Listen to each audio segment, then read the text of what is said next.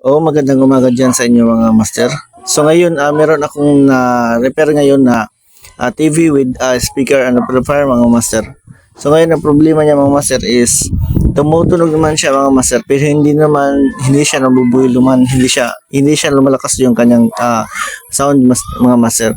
So ngayon, ang problema niya mga master is warranty naman siya mga master, is pinalitan ko na siya ng amplifier mga master kasi dyan po output ang yan po galing ang output ng master papuntang speaker. So ayun mga master, pinalitan ko na ng bagong amplifier. Yan mga master, yan ang defective mga master, pinalitan ko na yan. Hindi ko na napakita sa video mga master. So yun mga master, kasi pinapasukan to ng rat mga master, kaya yun, nilagyan ko na dyan ng screen mga master.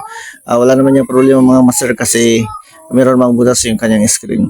So ayun mga master, itatry natin to ngayon. At pakinggan nyo mga master.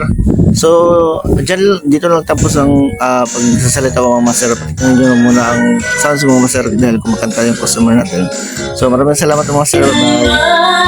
Bye.